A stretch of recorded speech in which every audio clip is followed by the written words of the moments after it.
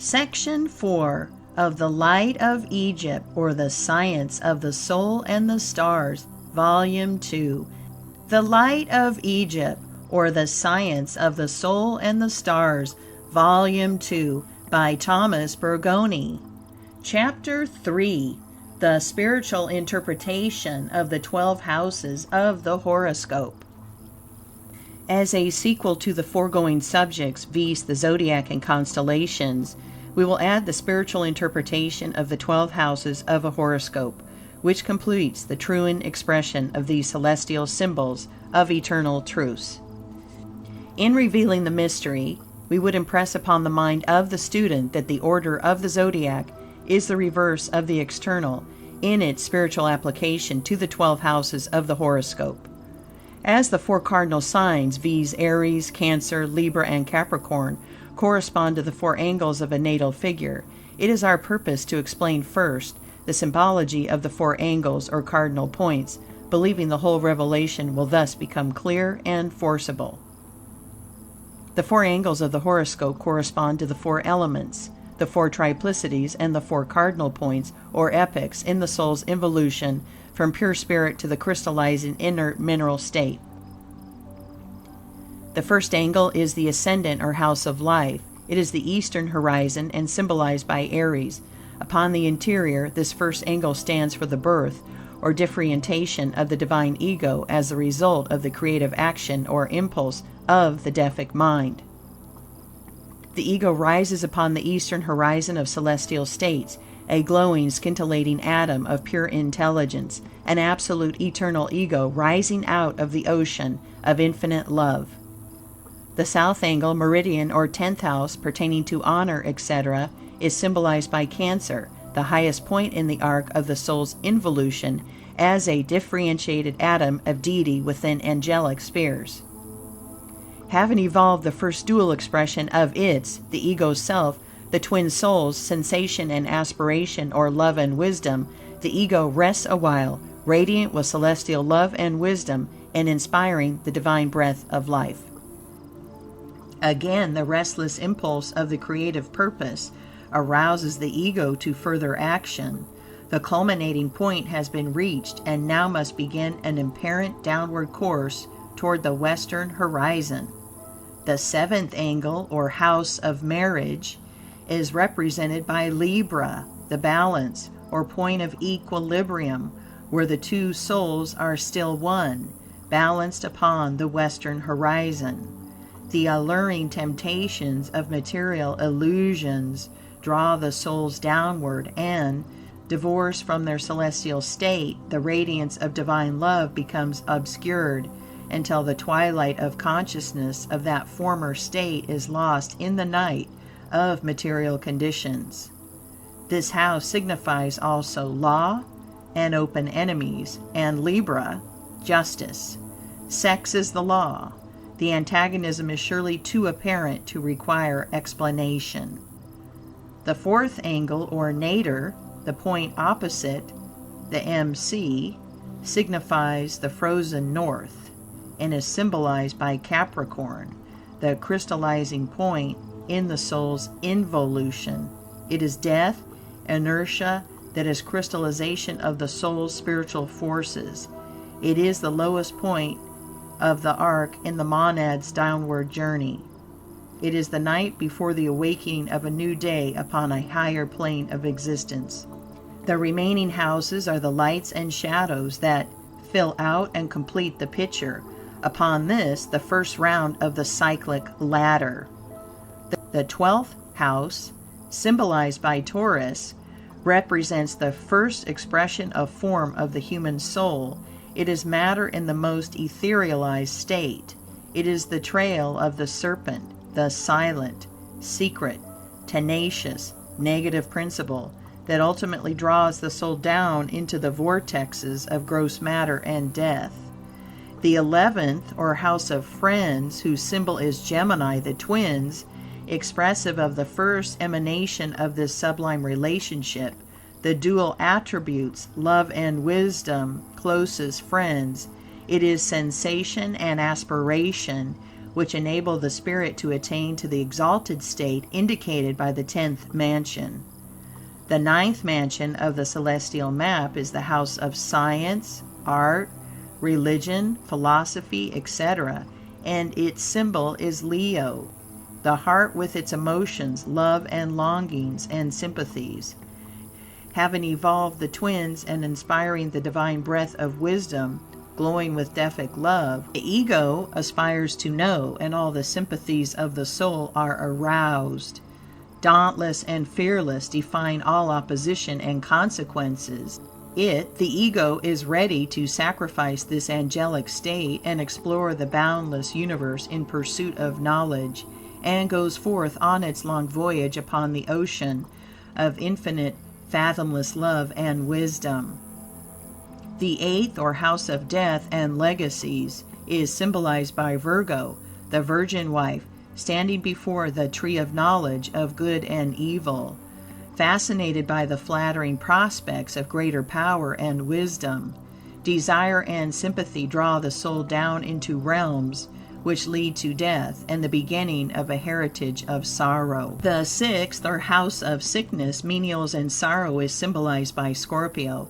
The fall from Libra through Scorpio, sex, created the first condition of what we recognize as sickness and affliction. It is evident that this house is related to the elementals of the astral plane, which become the servitors of man. The 5th, or house of children, etc., symbolized by Sagittarius, signifies the offspring of sex, Scorpio, entities sent forth to people the earth to take their chances of life, speculating on its future course, fearlessly eager for the struggle, gaining pleasure in its migrations and activities. The 3rd house is symbolized by Aquarius. This is the first step of the upward journey or evolution from the inert mineral state. The changes are now rapid, the journeys innumerable through mineral, vegetable, and animal planes of existence. Here the soul monad brings into actual practice the knowledge gained on its long voyage. The magical powers of the soul are brought into action to effect these changes in form and function, conquering material forces and planes of life, transmuting nature's elements to its uses and purposes, and writing its history as it journeys ever onward, step by step. And further, this house stands in opposition to the 9th house, symbolized by Leo, longing to expand its, the ego's, possibilities through trial and suffering, gaining knowledge through bitter experience, yet fearlessly braving all things, guided and sustained by the imperial will of spirit. The recompense promised by that supreme sacrifice has been won in Aquarius, the man, consecrated now to a higher existence, baptized in the waters of affliction, experience, ready to be transmuted into actual knowledge. This is Aquarius and the 3rd house. The 2nd house, signified as Pisces, the house of wealth, that which has been accumulated on the long and toilsome journey, the wealth of experience acquired through trials and struggles, and now with higher, greater possibilities, the soul eagerly awaits the hour when it shall be born again a conscious, responsible human being to begin the 2nd round of the cyclic ladder. On this 2nd round, to externalize the knowledge gained, to evolve the involved attributes and forces of being, a creature of will and intellect to work out its destiny as the Lord of material creation. Observe, the order of the zodiac is reversed upon the external human plane, but Aries is always symbolic of the 1st angle, and Libra of the 7th, being the point of equilibrium, while the 10th, or south, angle becomes Capricorn and the 4th Cancer. The mission of the soul now is to evolve the positive, spiritual attributes. Aries rules the brain and the fiery imperial will. It signifies courage, daring, etc., the first qualities necessary for the battle of life. Ruling the head, the sign and house show us the ability of man to view the field of action, to mark his chart and arm for the war, which will be incessant. Responsible for his acts, a creature of unfolding consciousness, an individual whose measure of free will enables him to wander so far north or south of his celestial equator within his orbit or zodiac. The south angle, or 10th house, now ruled by Capricorn, tells of the honor, position, fame, etc., or the reverse, acquired by patient labor. The crystallized material gains, the concrete result of ambition, skill, and talent, which will, at the close of his earthly career, become liquefied by the universal resolvent, symbolized by Cancer upon the opposite angle, symbolical of the grave, the end of mundane affairs, when they will be mirrored forth in new forms in that great white sea, according to the manner in which he gained his worldly accumulations and prestige. The 7th angle is Libra, house of marriage, that all-important relation which may make or mar a life. The balance is so easily disturbed in its equilibrium. To preserve its harmony, equality must reign, blending love and wisdom. It is the perfect poise of body, mind, and soul, achieved by loving obedience to the higher laws of our being and the true union of intuition and reason. The 2nd house, now represented by Taurus, shows us that personal wealth and possessions must come through patient servitude, steady application, and diligence in being able to choose and assimilate the knowledge that will enable man to battle with material conditions and wrest from the abundant sources of Mother Nature his share of treasure and experience. It is the battleground to which humanity, armed with brain and will, life and energy, goes forth to battle with material forces for the bread he must earn by the sweat of his brow, and through the silent, subtle forces of mind and soul conquer matter, thus storing up a wealth of knowledge and experience. The 3rd house is ruled by Gemini, the twins, reason and intuition, the brethren who aid and guide us on our many journeys in the pursuit of knowledge.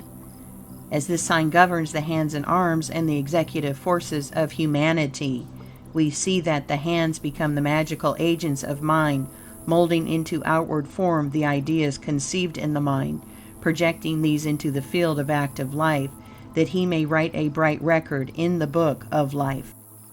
The hands should be kept clean, the images pure, and the perfect poise gained by the equal exercise of love and wisdom, intuition and reason, making the basis of education, the evolution of the interior or real self. This is the true meaning of this house upon the external plane. It is occult because it means projecting the powers of the soul into conscious life, externalizing the qualities and magical forces of spirit as shown in the first instance by Aquarius. This can be accomplished only through pure desire and aspiration. Otherwise, the unbalanced scales with floods and cataclysms will be the results. The 5th house, ruling children, etc., is symbolized by Leo, the heart. The joys and sorrows that offspring of every kind bring, all belong to this house of the heart. The sacrifice indicated is too obvious for comment. The 6th house governs sickness, disease, etc., and its symbol is Virgo, an earthy sign, clearly showing us that the material form is the matrix, out of which are born disease and suffering. But the perfect assimilation of the fruit of the tree of knowledge of good and evil, transmuting the trials, experiences, sorrows, and suffering of the physical and external life into true wisdom, makes man master of his material universe, and the blind forces of nature become his servants. Having accomplished the task and attained the harmonious poise or balance in Libra, the individualized soul arrives at the 8th step in the journey. The 8th house, or house of death and legacies, Scorpio. The old Adam dies. The sensuous has no place in the balanced, harmonious being, but recognizes sex as the law, the door to regeneration now, and that a new legacy is awaiting him. The 9th house, Sagittarius, where with the knowledge acquired, self sits in judgment upon the works of the hands and mind, whether or not they have been well done. the sacrifice of the lower nature properly made, control of the troon being established, the transmutations correct and accurate, assimilation perfect and free from dross, harmony gained by loving obedience to the higher law of being, and thus becomes ruler of his kingdom, the long journey almost accomplished, so far as earth is concerned, perceiving and understanding that all sciences, philosophies, and religions have their origin from one primal source. Having penetrated the depths in reverent obedience to the divine law of creation, and evolved the attributes of the dual constitution, the forces of his being become crystallized. He has reached the culmination of his earthly pilgrimage, and stands forth the perfected human reflection of the higher selves. The 11th house is represented by Aquarius on the human plane. Friends surround and welcome him. These friends are the pure thoughts, noble impulses, lofty ideals, and generous deeds.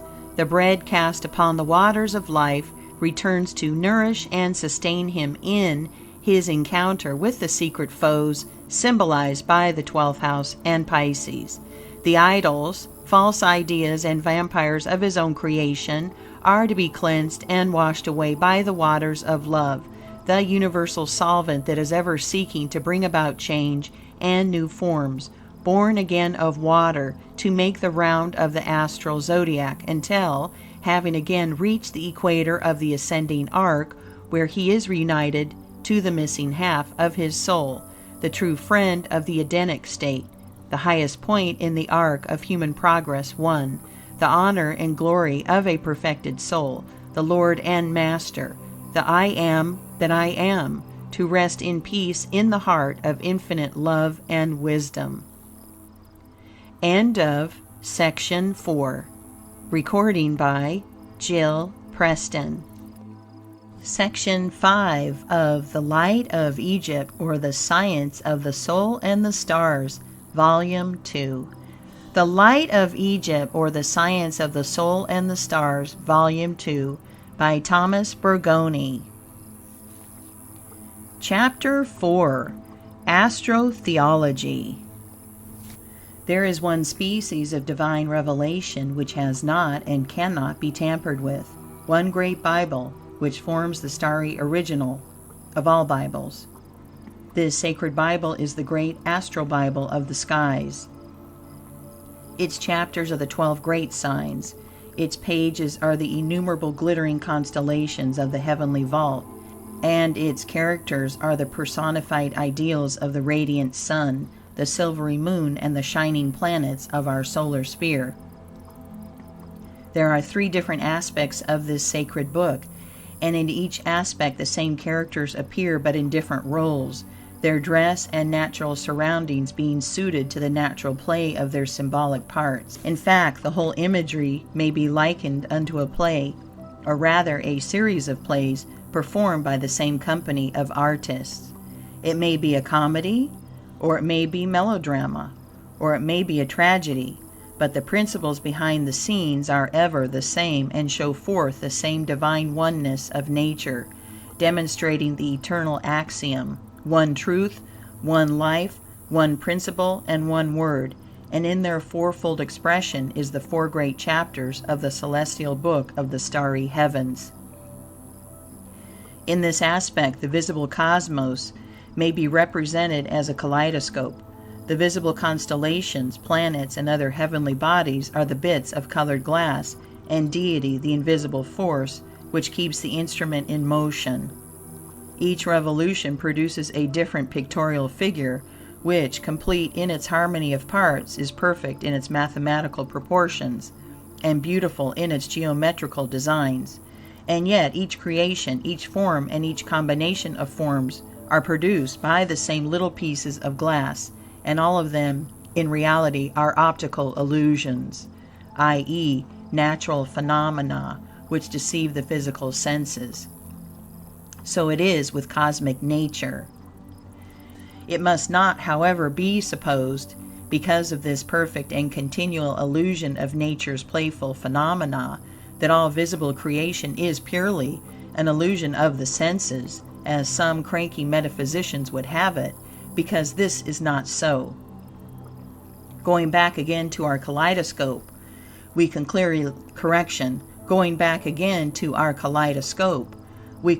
see that without it and its tainted beads, no such optical illusion is possible. There is, then, a basis of spiritual reality to all visible physical phenomena, but this basis lies concealed because of the perfect illusion which the reflected image produces upon the material plane of the physical senses. The beads themselves are real. These are the basis, and the different pictures are the result, not of the beads, but of the angle from which they are reflected to our earthly vision. In other words, the plane from which we behold the phenomena. Hence, the nearer we approach the divine center of our being, the less complicated nature's original designs become, and the farther we are removed from the central source, the more weird, mysterious, complicated, and incomprehensible does Mother Nature appear to the finite human mind, and this is especially so to man's theological instinct, his religiosity, that constitutes one of the fundamental factors of his being. Nature is ever one in her original truths and their duplicate reflections, but ever conflicting and contradictory in her multiplied refractions through the minds of men. Therefore, we will present the primary concept of that grand astrotheology formulated by man's great progenitors, and view the simple machinery by which they typified to the primitive mind a general outline of nature's divine providence. All sacred books begin with an account of physical creation, the culmination of which is the appearance of man and women as the parents of the race, and why they will differ considerably in detail and makeup. The basic ideas embodied are essentially the same in all cosmogenesis, so that in the Jewish Bible, accessible to all, one can read the primitive story of creation from a Jewish point of view, and when read, rest satisfied that he has read the revelation vouchsafed to man in every age and in every clime. The only difference is one of mental peculiarity and national custom, along with climatic conditions. Hindu, Chaldean, Chinese, Persian, Egyptian, Scandinavian, Druidic, and ancient Mexican are all the same, different names and drapery to suit the people only, but essentially the same in the fundamental ideas conveyed. The creation of the world. The simple story of creation begins at midnight, when the sun has reached the lowest point in the arc, Capricorn. All nature then is in a state of coma. In the northern hemisphere, it is winter time. Solar light and heat are their lowest ebb, and the various appearances of motion, etc., are the sun's passage from Capricorn to Pisces, 60 degrees, and from Pisces to Aries, 30 degrees, making 90 degrees or one quadrant of the circle. Then begin in real earnest the creative powers. It is springtime. The 6 days are the 6 signs of the northern arc, beginning with the disruptive fires of Aries, then in their order: Taurus, Gemini, Cancer, Leo, Virgo, then Libra. The 7th day and the 7th sign, whose first point is opposite Aries and is the opposite point of the sphere, the point of equilibrium, equal day and equal night. It is autumn. It is the 6th sign from Aries, the first creative action, and so the 6th day followed the fiery force wherein God created the bisexual man. See Genesis 1:5-27. So God created man in his own image. In the image of God created he him, male and female created he them. It is the 7th or day of the Lord, man, the climax of material creation and Lord of all living things, and B rests in the blissful Garden of Eden. This 7th day and 7th sign is the concealed sacred Libra, the perfect union of the sexes. Then comes the fall from Libra through Scorpio, and banishment from the Garden of Eden. That is the victory of Satan, or winter, over summer. It is useless to repeat the same old story.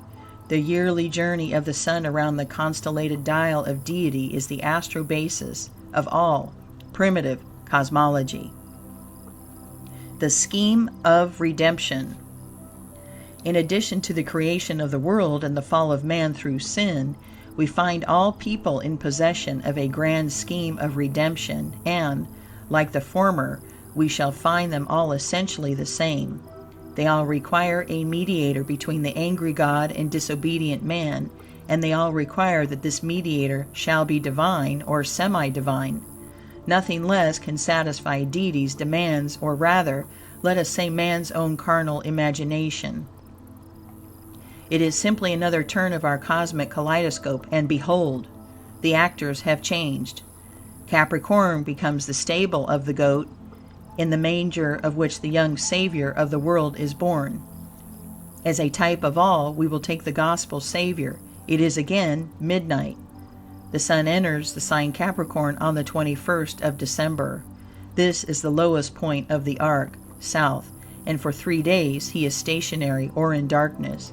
And now it is Christmas Eve. He, the sun or Savior, begins to move, and at midnight is born as the celestial Virgo is rising upon the eastern quadrant of the skies. Hence, the sun god is born of a virgin. Then comes the flight to escape Kronos, or Saturn, ruling Capricorn, who kills the young babes. There is a period of silence in the god's history while the sun is in transit through the signs Capricorn and part of Aquarius. That is, he is hidden or obscured by the clouded skies of this period. We hear of him, but once again until he, the sun god or Savior, is 30 years old, or has transited 30 degrees of space, he has entered the sign Aquarius, symbolical of the man. Now begins the period of miracles. Let us digress for a space, and refer to our chapter on the constellations. We shall find a perfect analogy between this miracle-working period and the constellations, Aquarius and Pisces, as therein given. The first miracle we read of is turning water into wine.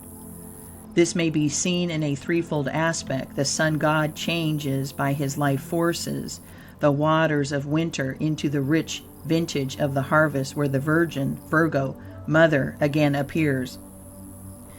Again, the wine becomes the blood, the life offered up on the vernal cross to strengthen, renew, and make merry with new life our earth and its people. The devil, or winter, with his powers of darkness, is defeated and man saved. The final triumph is the crucifixion in Aries, the vernal equinox about the 21st of March, quickly followed by the resurrection or renewal of life. Then the god rises into heaven to sit upon the throne at the summer solstice to bless his people. And we read that the Savior of mankind was crucified between two thieves. Very good. The equinoctial point is the dividing line between light and darkness, winter and summer. In other words, the sun is resuming his northern arc to replenish the earth with his solar face and preserve his people from death in the coming winter.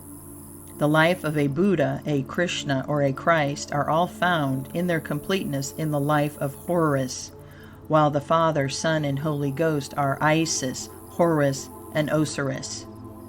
The same Trinity under different names are found in all nations. It is the sun, moon, and human soul, which is the only true mediator of man.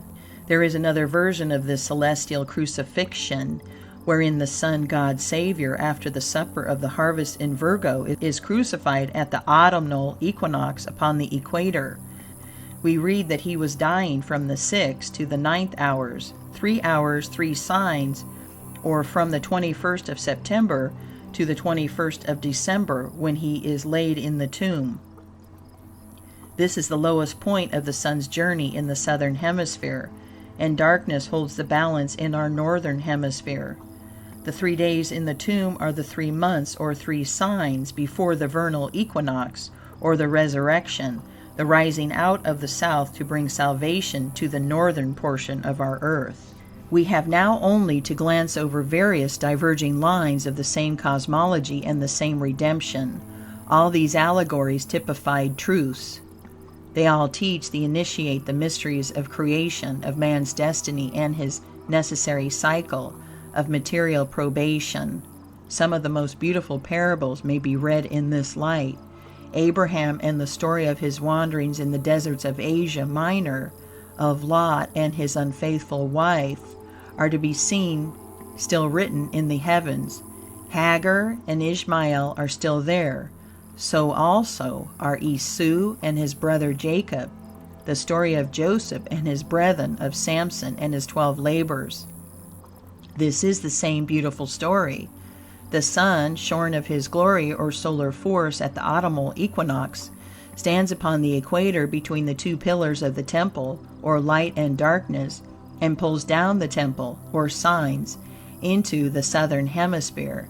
And behind this we have the eternal truth of the soul, when, giving way to the allurements of matter, Delilah, the soul is shorn of its spiritual covering, or conscience, and sinks into matter and death. And the story of David and Goliath can be read today as clearly as of yore.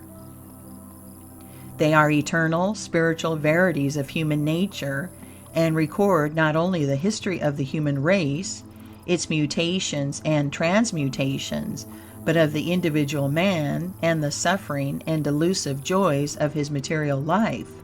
Aye, more. It is the record of all his past existence and a type of his eternal destiny in the future.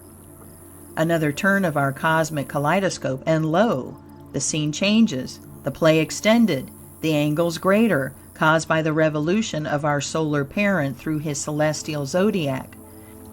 As the sun passes out of one sign into another, or, in other words, forms a different angle to his own center of force, a new dispensation is born to the world, or rather reborn under a new guise. The great sun god appears to change his nature and manifest an entirely different set of attributes. That is the way man personified this play of nature through his imperfect conception of the cause of this change. But to him it was and is a truth, and man's effort to externalize these attributes in a divine personality was and is strictly from the plane of his mental development and spiritual unfoldment. The two pictures of this astrotheology, as set forth in the two divisions of the Jewish Bible, will illustrate our meaning. The sun had entered the sign Aries sometime prior to the exodus from Egypt. Aries is the constellation of Mars, the fiery, destructive, and warrior element or force in nature, and we find the Jewish conception of God a perfect embodiment of these attributes. The Lord of hosts, a God mighty in battle, delighting in the shedding of blood and the smell of burnt offerings, ever marshaling the people to battle and destroying their foes and the works of his own hands, a God imbued with jealousy, anger, and revenge. This was the type set up by the Jewish savior and lawgiver Moses. After a period of 2,160 years, we find the Christian cosmology ushered in. The sun has entered the sign Pisces, which is ruled by Jupiter, the beneficent father. The Christ, or mediator of the Christian gospel, was an embodiment of the joint qualities of the sign and ruling planet. Gentle, loving, and merciful, his words were messages of love and peace. His work was with the poor, oppressed, and fallen. He eschewed sacrifices and burnt offerings. A contrite heart was the best offering. He taught the people that God was their Father, loving all, just, yet merciful. But a strong taint of the old conception has remained with the human race, hiding at times the beauty of the latter concept. These are, again, the refractions of eternal truths, viewed by man from his material plane. The elements are here presented, the alphabet and its key clearly defined. Therefore, let each one explore this tangled labyrinth of astrotheology for him or herself, and work out the various correspondences at leisure. It is enough to indicate the starry originals of all this seemingly confused mass of so-called divine revelation in sacred books. They, one and all, pertain to the same celestial phenomena, and the various Bibles are the outcome of man's serious attempt to tabulate and externalize this heavenly order, to record his conceptions of these starry aspects and movements with their corresponding effects upon the earth. Probably the purest system to us is that which may yet be derived from Chaldean sources.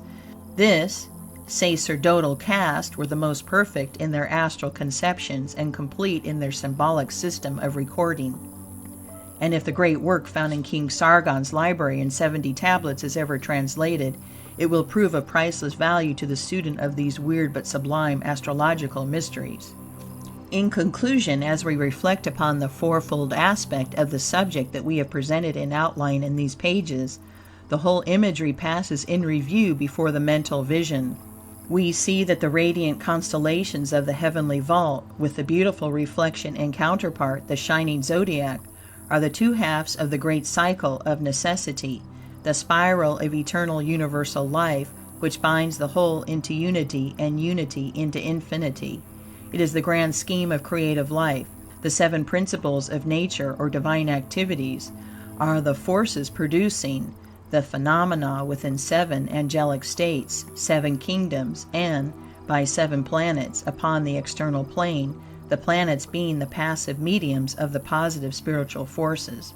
Upon this dual spiral, which reflects the seven rays of the solar spectrum, is produced seven musical notes, one half of the spiral in sound and color being the complementary of the other half. Man, the earth, and our solar system are revolving, each orb in its own key and its own peculiar ray, meeting and blending with other spirals, and the whole blending into one mighty spiral cycle of progressive life, revolving around the eternal, infinite ego God, ever involving and evolving the attributes, powers, and possibilities of the one great central source of being. It is a grand orchestra, pealing out in richest melody and sublime harmony the grand anthem of creation. We praise Thee, O God. End of section 5. Section 6 of The Light of Egypt, or The Science of the Soul and the Stars, Volume 2. The Light of Egypt, or The Science of the Soul and the Stars, Volume 2, by Thomas Burgoyne. Chapter 5. Astromythology. The astromythology system of the ancients, though forming the last section, so to say, of the mysteries of the divine Urania, is perhaps the most beautiful of its general features, and perfect in the complete fulfillment of the purpose for which it was intended, viz., to convey to the human mind a lesson, a moral, a truth in nature, and last, but not the least, to serve as a basis upon which its inner aspirations and its more external faith might rest in security. When we come to examine the deep philosophical principles of such a wise system, we are almost astounded at the result of our researches and the wisdom of human nature displayed in formulating such perfect analogies of truth, semi-truth, and of falsehood according to the plane occupied by the individual. Let us take one instance which will clearly explain all the rest, for they are built and formulated after the same model. Aeneas, of Greek myths and fables, is reputed to be the son of Venus by a mortal father, upon the plane of reality, as that of actual parent and child. Of course, this is an utter falsehood. To the rural population of long ago and their simple rustic conceptions, it was a truth.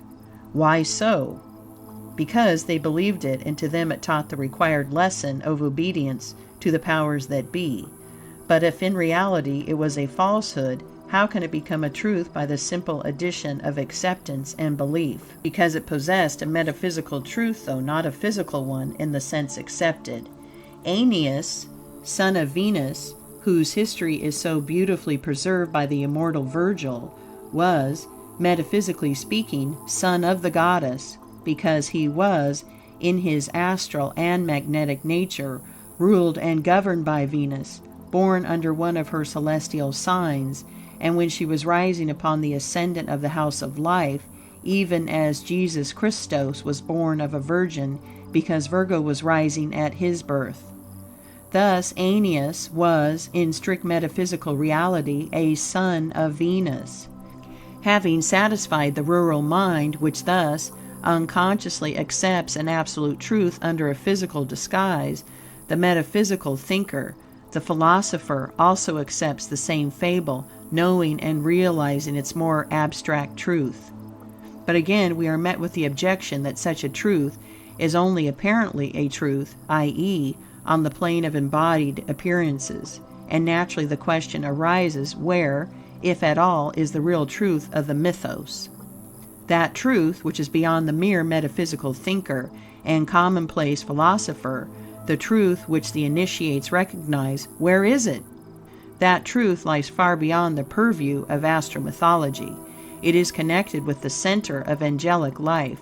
Sufficient here to say that, as there are 7 races of humanity, 7 divisions to the human constitution, 7 active principles in nature, typified by the 7 rays of the solar spectrum, so are there 7 centers of angelic life, corresponding to the 7 planetary forces formulated in the science of the stars, and, as each one of us must, of necessity, belong to one of the particular angelic centers from which we originally emanated, the initiate can see no reason why Aeneas may not in reality belong to that celestial vortex represented by Venus upon the plane of material life. This being the case, we see how beautiful the ancient system of temple worship must have been. The simple rustic, in reverence and awe, accepting the gross and physical meaning, the only one possible to his dark, sensuous mind. The scholar and philosopher bow their wiser heads with equal humility, accepting with equally sincere faith the more abstract form of the allegory, while on the other hand, the priest and the initiate, lifting their loftier souls above the earth and its formulas of illusion and matter, accept that higher and more spiritual application, which renders them equally as sincere and devout as their less enlightened worshipers. It is thus we find these astro myths true for all time, true in every age of the world, and equally true of all nations. The scholar and philosopher bow their wiser heads with equal humility, accepting with equally sincere faith the more abstract form of the allegory, while on the other hand, the priest and the initiate, lifting their loftier souls above the earth and its formulas of illusion and matter, accept that higher and more spiritual application, which renders them equally as sincere and devout as their less enlightened worshipers. It is thus we find these astro myths true for all time, true in every age of the world, and equally true of all nations. And this is the real reason why we find every nation under the sun possessing clear traditions relating to the same identical fables under different names, which are simply questions of nationality. And when mythologists, archaeologists, and philologists once recognize the one central cardinal truth, they will cease to wonder why nations, so widely separated by time and space, possess the same basic mythology. They will then no longer attempt its explanation by impossible migrations of races carrying the rudiments with them. They will find that the mythology was a complete science with the ancient sages, a universal mystery language in which all could converse, and that it descended from the golden age when there was but one nation on the face of the earth, the descendants of which constituted the basic nucleus of every race which has since had an existence. In this light, all is simple, clear, and easy to comprehend. All is natural. The astronomer priests of the horary past, when language was figurative and often pictorial, had recourse to a system of symbols to express abstract truths and ideas. In order to impress the minds of pupils with a true concept of the attributes of the celestial forces we call planets, they personified their powers, qualities, and attributes. Just as the average mind of today cannot conceive of deity apart from personality, so did primitive man clothe his ideas in actual forms, and in these impersonations they combined the nature of the celestial orb with that of the zodiacal sign or signs in which the planet exerted its chief and most potent activities. For instance, the planet Mars, whose chief constellation is Aries, was described as a great warrior, mighty in battle, fierce in anger, fearless, reckless, and destructive, while the mechanical and constructive qualities were personified as Vulcan, who forged the thunderbolts of Jove, built palaces for the gods, and made many useful and beautiful articles. Then again we find that Pallas Athena was the goddess of war and wisdom. She sprang from the head of Zeus. Aries rules the head and represents intelligence. Athena overcame her brother Mars in war, which shows that intelligence is superior to brute force and reckless courage. Here we see three different personages employed to express the nature of the powers and phenomena produced. They were called gods and goddesses. This was quite natural, as the planets of our system are reflections of divine principles. Esoterically, Mars symbolizes strength, victory, attributes of deity. Mars is said to have married Venus, teaching us that the union of skill and beauty are essential in all artistic work. Mythology tells us that the god Mars was supposed to be the father of Romulus, the reputed founder of Rome.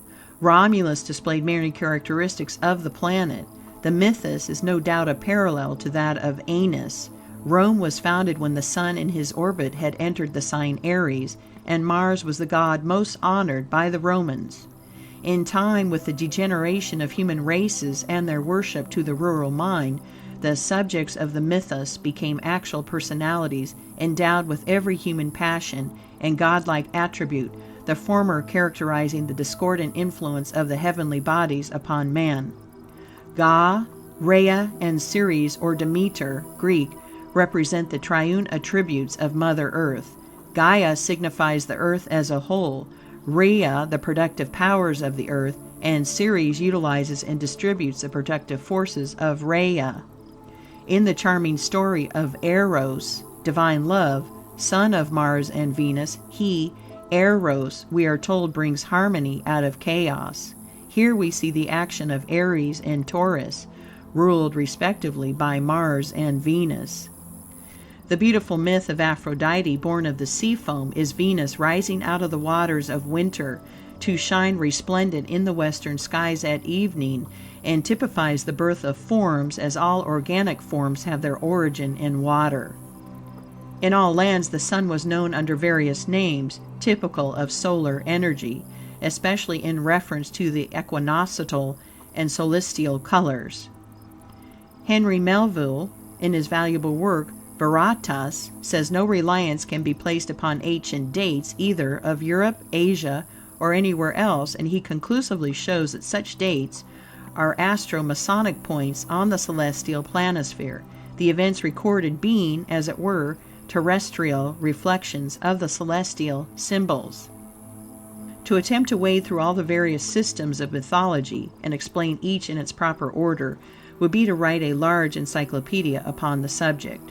We have given a few examples as keys and suggest works for study.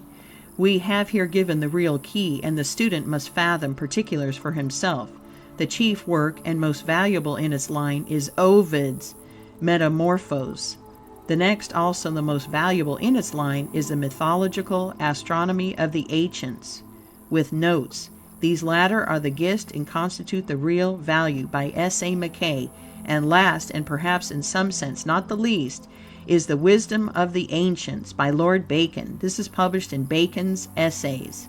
A careful study of Ovid, with the key which this chapter supplies, will reveal all that pertains to ancient gods, demigods, and heroes, while a study of Mackay and a careful comparison with La Clef and La Clef Hermetic will reveal all that pertains to cosmic cycles and astral chronology, which is the only chronology that is quite trustworthy as far as ancient history is concerned. While we are on this subject, we must point out some of the delusions into which the subtle magical teachings of the Orient would lead the student. All the monsters, sphinx, half human, half animal, etc., which the ancients have preserved, are simply records of the past. They are chronological tables of cosmic time, and relate to eras of the past, of the sun's motion, and not by any means to living creatures, of antediluvian creations, as some wiseacres have imagined. Many of these ancient monuments, monstrous in form, are records of that awful period of floods and devastation known as the Iron Age, when there was a vertical sun at the poles, or in other words, when the pole of the earth was 90 degrees removed from the pole of the ecliptic.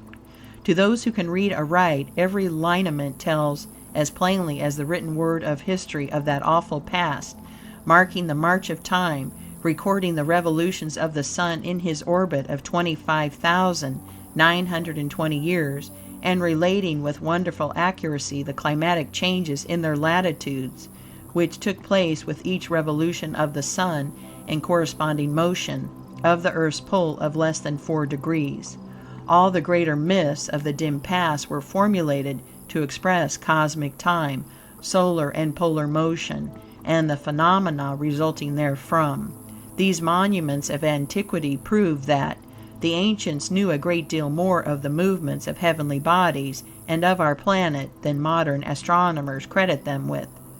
Madame Blavatsky, in her Secret Doctrine, seriously states that all these monstrous forms are the types of actual, once living, physical embodiments, and, with apparent sincerity, asserts that the adepts teach such insane superstitions. Such, however, is not the case. Neither is there anything true, or even approaching the truth, in the cosmogony given in the work in question. And lastly, we have but one more aspect of the grand old astro mythos to present to your notice. This aspect reveals the whole of the ancient classification of work and labor, and gives us a clear insight into the original designs or pictorial representations of the 12 signs and the 12 months of the year. It also clearly explains many things which are today attributed to superstitious paganism. As each month possesses its own peculiar season, so are, or were, the various labors of the husbandman and those of pastoral pursuits altered and diverted. Each month, then, bad a symbol which denoted the physical characteristics of climate and the temporal characteristics of work. As the sun entered the sign, so the temple rites varied in honor of the labors performed, and the symbol thus became the object of outward veneration and worship. So we see that the 12 signs, and principally the 4 cardinal ones, become deities and the symbols sacred, but in reality it was the same sun to which homage was paid. There is a large sphere of study in this direction, as, of course, each climate varied the symbol to suit its requirements. In Egypt there were 3 months when the land was overflowed with water. Hence they had only 9 working months out of doors, and from this fact sprang the 9 muses, while the 3 sirens represented the 3 months of inactivity in work, or 3 months of pleasure and festivity. Mackay tells us that the great Leviathan mentioned in the book of Job was the river Nile. In nearly all mythologies we find that the gods assembled on some high mountain to take counsel. The Olympus of the Greeks and Mount Zion of the Hebrew Bible mean the same, the pole star, and there on the pictured planisphere sits Cephus, the mighty Jove, with 1 foot on the pole star and all the gods gathered below him.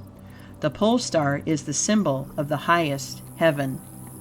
With this we close, leaving the endless ramifications of this deeply interesting subject to the student's leisure and personal research, trusting the keys we have given in this chapter and their careful study may induce the reader and student of these pages to search out for himself the meaning concealed in all astro mythologies.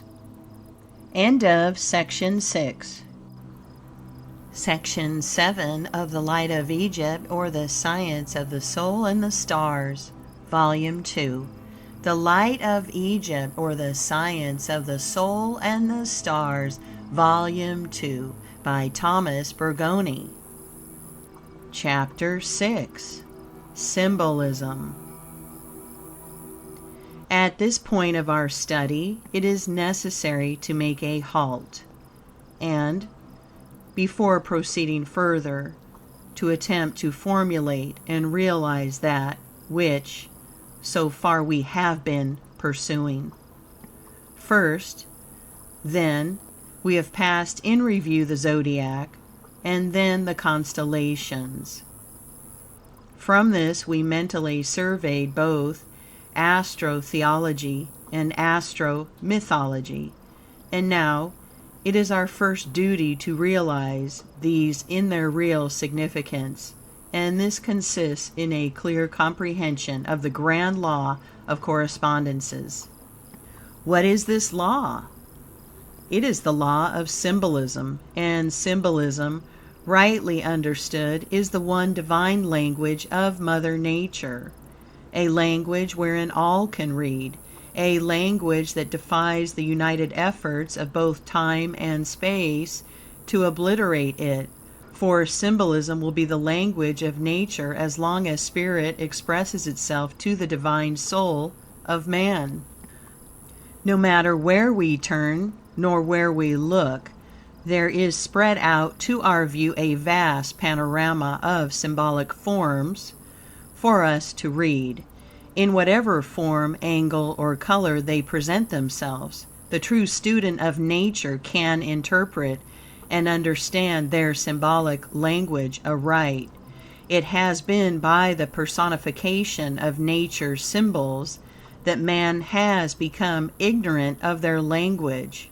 There is no form, sound, nor color, but what has its laws of expression, and only a perfect knowledge of symbolism will enable man to know the law, power, and meaning lying behind such manifestations. The law of expression is exact, and as unalterable as Deity himself. The physical senses cannot vibrate to these interior forces, and through them comprehend their law. The physical senses vibrate to the spirit's expression, not to the powers, forces, and laws which brought them into objective existence. Countless numbers of mystics, if such they deserve to be called, among present-day students speak and write very learnedly upon the law of correspondence, and few, if any, of them really understand or know anything at all of that law. The intellect alone cannot solve the problems of this law. It cannot grasp the true interior and spiritual meaning, except in just so far as intellect is capable of externalizing them. The inmost spiritual truths that cannot be demonstrated to the outward senses never have, nor never will, appeal to anyone who has not the interior ability to comprehend them. There was a time when men ruled by pure intellect, without its accompanying other half, intuition. They were looked upon as monstrosities. This state of purely intellectual development has been brought about by the positive, masculine principle, reason, absorbing its counterpart, the intuition, the feminine portion, and the result, by correspondence, is as fatal as upon the interior plane, where the positive, masculine soul denies the existence of his mate, thus setting upon his throne only a portion of himself as his idol, and then reasons himself into the belief that he is complete. Love has been cast out, ignored, and forgotten, until at last she departs, leaving a vacancy that eternity cannot fill. This is somewhat similar to their elusive Devachan, an ideal, a mere mystical sentiment to gush over, but a something they do not in reality comprehend. Therefore, we shall do our utmost to explain this universal law, and to point out wherein its first principles are manifest. Once these are mastered, the golden rule will explain all the rest. As it is below, so it is above. As on the earth, so in the sky. Here, then, is our first lesson on the subject of reality, which constitutes the Hermetic science of correspondences. First, realize that a line or an angle, for instance, is something more than its mere mathematical outline. It corresponds to some power, force, or principle within the great anima mundi of the mysteries that are trying to find expression in their evolutionary journey in forms. Let us illustrate our meaning. A point or dot is what? Well, externally, it is the alpha of all mathematics. It is the first finite manifestation of the spiritual force. Within that dot lies concealed in embryo all the future possibilities of the manifesting principle. This dot or point is a something to begin with, a form externalized, from which all future forms may spring forth, and they may be infinite, both in number and variety. First, a primary, simple idea, from which all ideas and thoughts, intricate and complex, have their being. A point extended is a straight line, scientifically expressed, whereas in real truth there is no such thing as a straight line. That is to say, it is a form increased or multiplied by itself, and therefore is an extension in space that can be measured, and each extension means a new form, an additional symbol.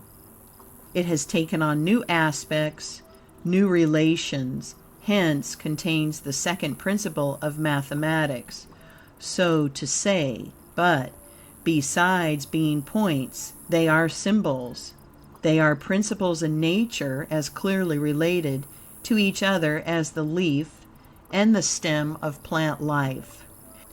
Each monad or point in the universe is the beginning of something, equally so.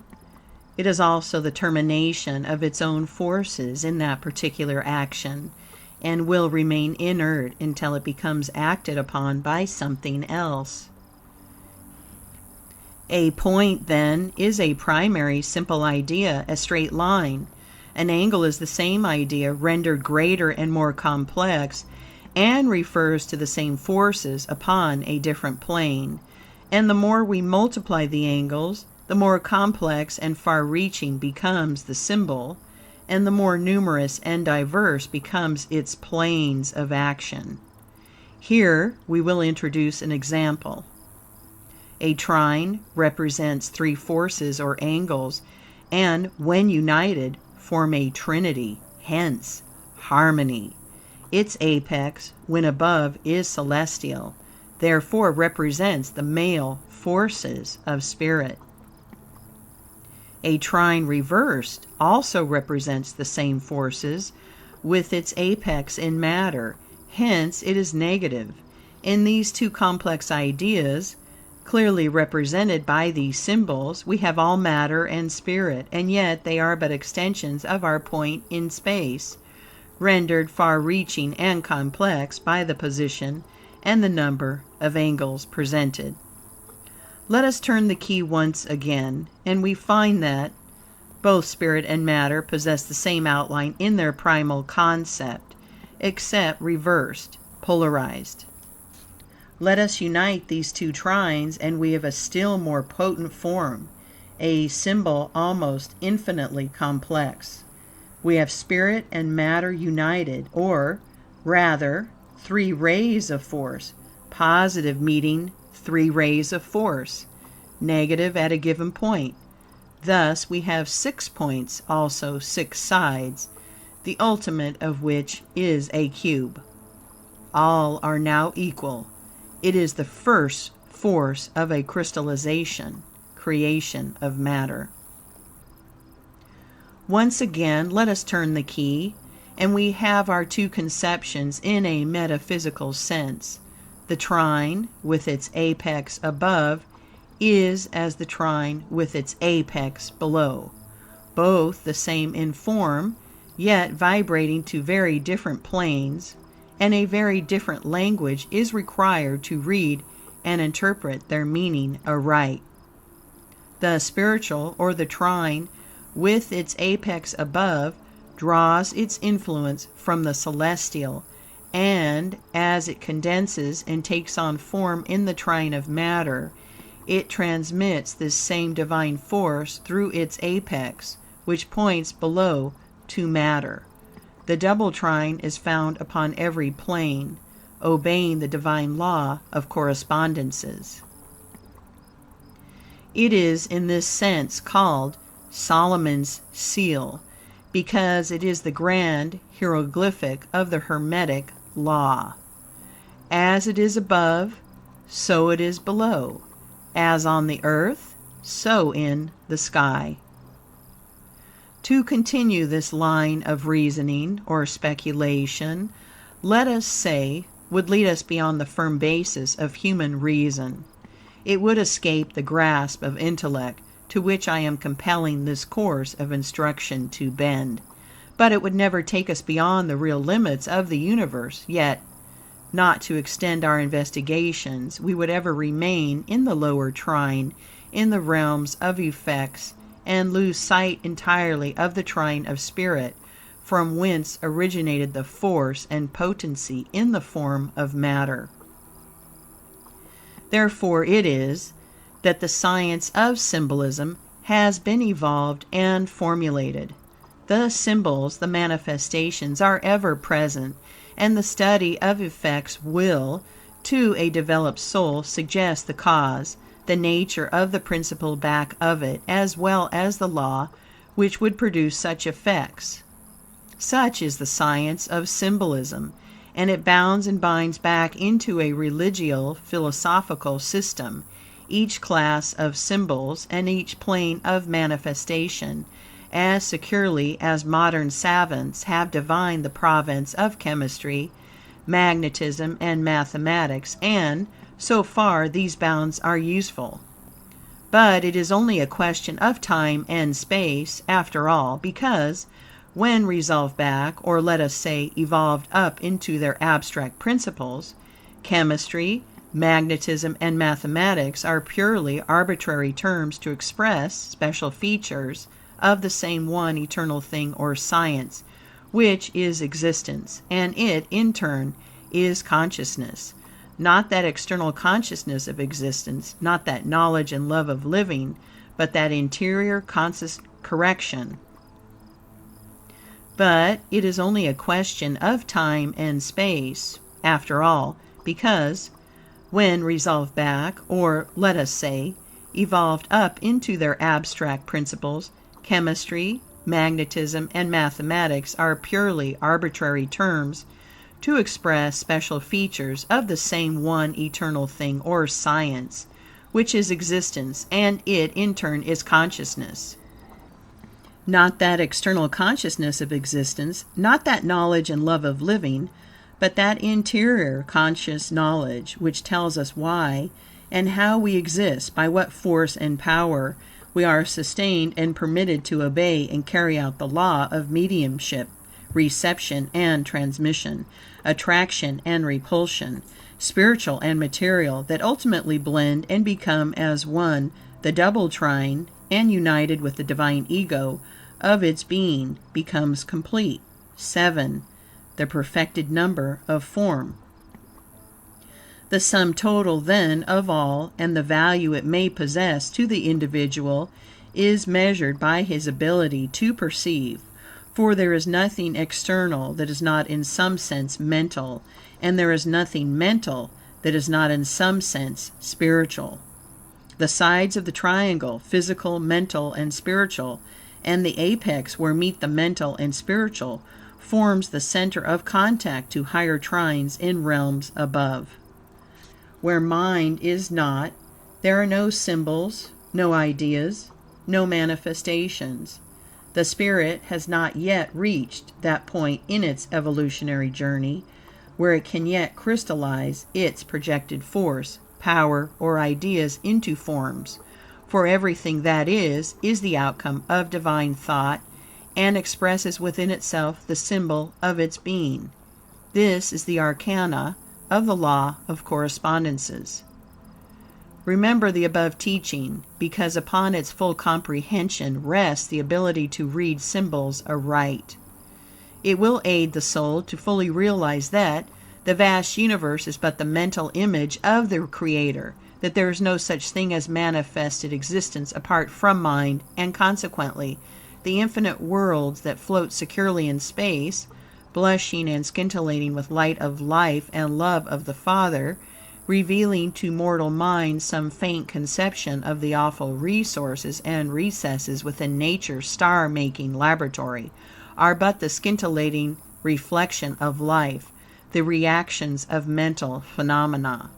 So, too, with the mental creative powers of the mind of man, for not a vibration that proceeds from his every thought, but what creates its correspondence in the creative realm of spirit. Hence, symbolism continues giving to the soul of man throughout eternity food for thought and contemplation. All symbols, then, are objectified ideas, whether human or divine, and as such possess a real meaning. And this meaning is altered, extended, and rendered more complex with every additional thing or influence by which we find it surrounded, or with which we find it correlated. For instance, $1.00 means $1. Add 6 ciphers to the left, 0000001, and it is still the same $100 and no more, because their position is previous or before the 1. But add the same number of ciphers to the right, $1, 0000000, and lo, we find a wondrous change of force, power, and consequence. We see all the mighty power of our million of money, and the possibilities and responsibilities with which, in these days, it becomes associated. So it is with everything else in nature. Man pays the penalty by increased responsibility for every step in knowledge that he takes, as well as every dollar in gold he procures. Dollars, as well as talents, have to be accounted for, and their usefulness increased tenfold. The dollars must not be buried nor hoarded any more than our talents, but each unfolded and doubled, so that we may be instrumental in helping our co-workers in their upward path in the cycle of necessity. Knowledge is the basic foundation in reading nature's language. Purity of thought, truth in motive, and unselfish benevolence will lift the veil that now lies between the two trines, cause and effect, spirit and matter. We have given the key and explained the alphabet of this wondrous law. Therefore, we close. Each must, by the same rules, work out the special links in the chain for him or herself. The angle from which each take their view determines the reading and interpretation of the symbols presented, whether that be from the apex, the sides, or the base. For every symbol has its trinity in principles and form. Cause and effect are but the action and reaction. The result is the symbol which reveals the correspondence of both. End of section 7.